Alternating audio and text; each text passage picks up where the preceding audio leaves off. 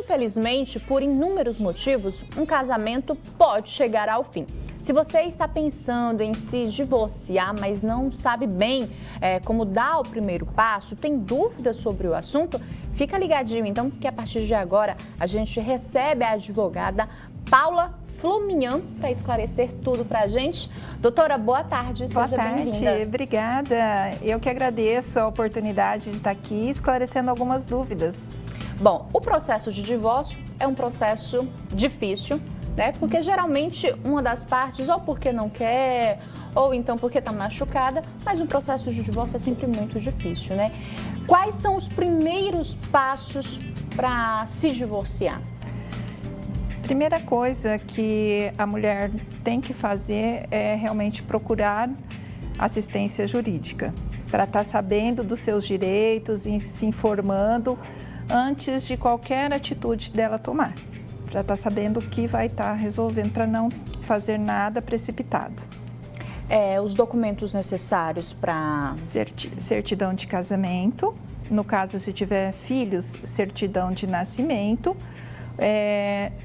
os bens que possui, se tiver os documentos, é bom já estar levando para estar vendo essas informações. Levar o relatório completo de todos os bens que possui, dos filhos, como já dizia, o certidão de nascimento, certidão de casamento. Essas são as primeiras coisas. No caso, se foi feito boletim de ocorrência, também está munido com o boletim de ocorrência. No caso, quando a gente fala do processo de divórcio, né? E isso vale principalmente para quem tem filhos, né? Nunca fazer acordo de boca. Não, sempre procurar. A primeira coisa, você quer fazer um divórcio? Primeira coisa, procura uma assistência jurídica para estar se informando, um advogado, para estar sabendo como que vai ser esse processo, para estar sendo instruída e não fazer nada precipitado. É aquela coisa, né? O processo ali, às vezes o contrato de boca, né? Aquela coisa, o boca a boca ali, o outro ele não tem obrigação nenhuma de cumprir e você também não tem como ir depois exigir alguma coisa. Sim, sim. Inclusive hoje os divórcios, quando não tem filhos menores, você pode estar fazendo junto ao cartório, né? Você não precisa ir até o judiciário. Você pode estar sendo feito através de extrajudicial, nós chamamos, de forma amigável. Aí sim podem estar conversando, mas colocar isso no papel e ambos estarem assinando. Quanto tempo leva mais ou menos o processo de divórcio? Depende.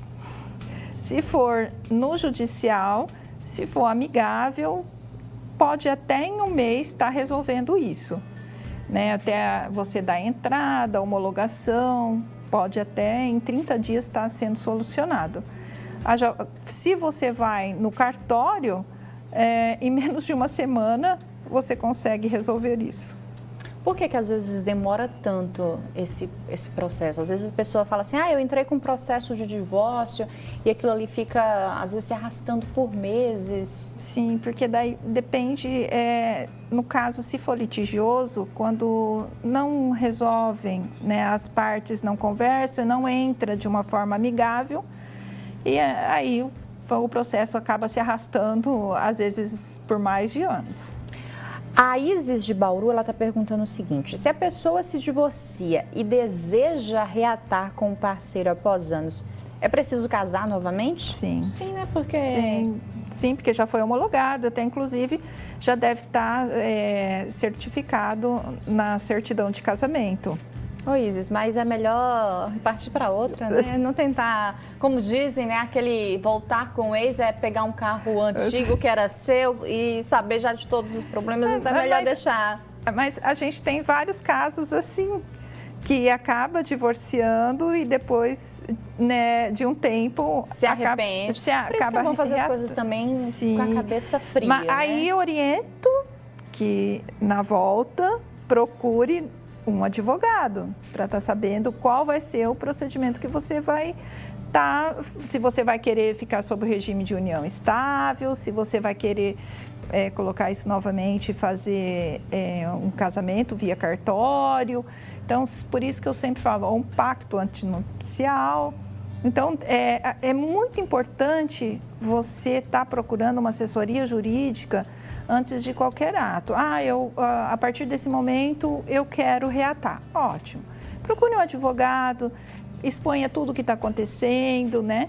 Para que isso não te gere um novo problema lá no futuro. No Brasil, a gente paga para se divorciar?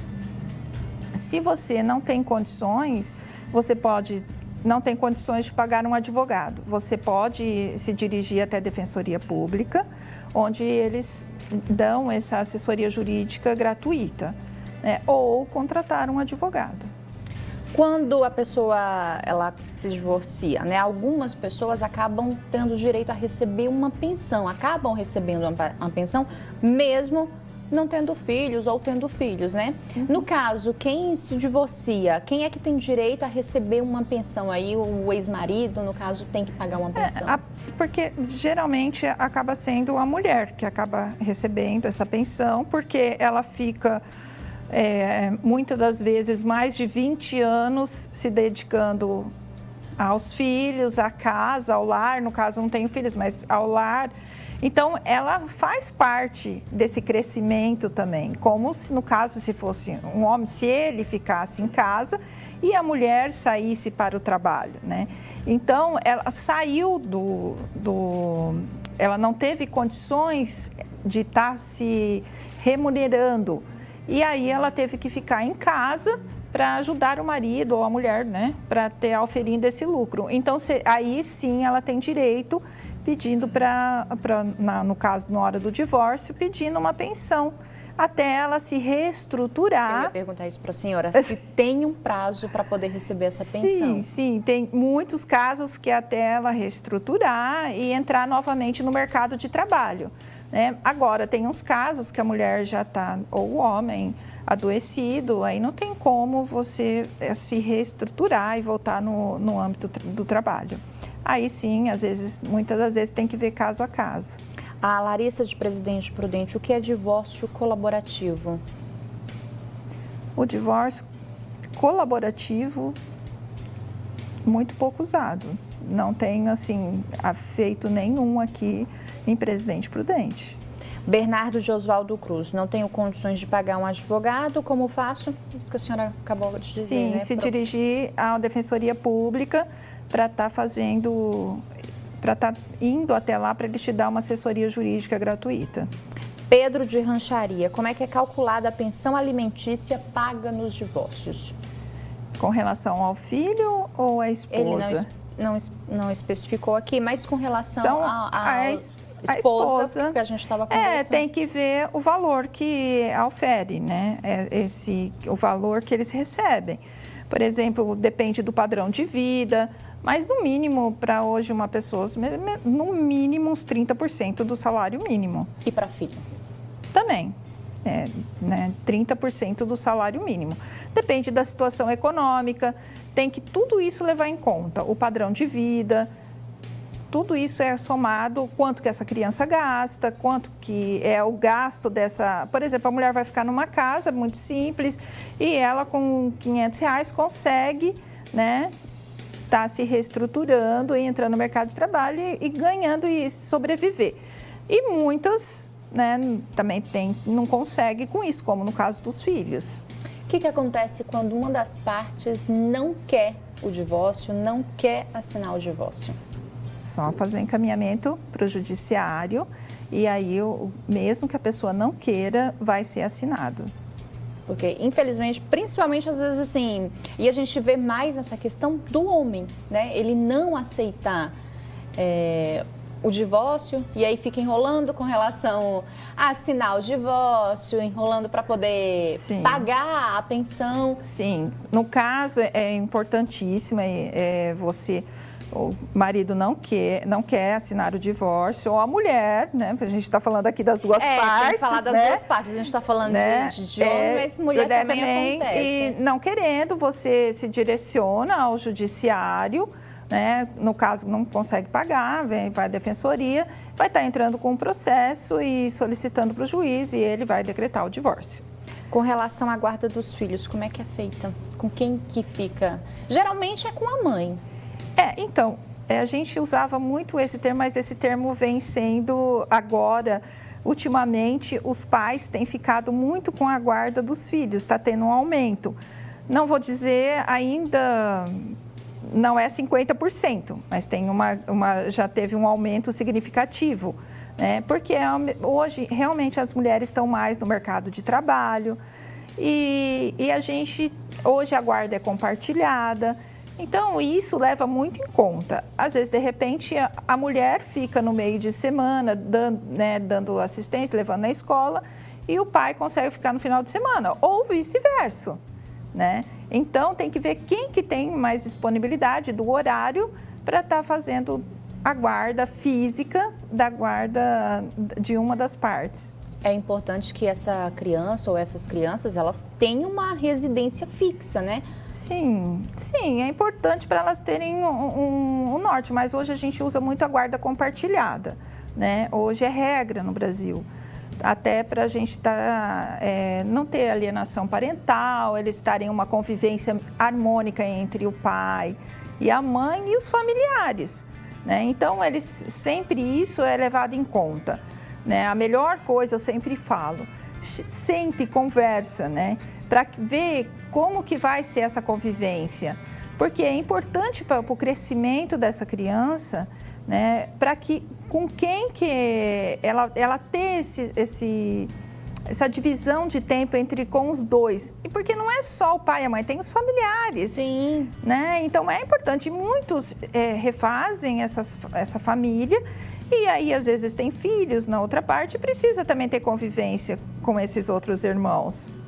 E a gente está falando de filhos, mas isso acontece também com os pets, né? Porque às vezes tem ali um cachorro, um gato, os dois são apegados, né? Estou falando cachorro e gato porque são os animais mais comuns, mas óbvio que tem outros animais também. E às vezes tem essa questão também de compartilhar, de ter a guarda compartilhada dos pets. Sim, está tendo muito pedidos com relação a isso. Inclusive tem brigas com quem que vai ficar um animalzinho, né?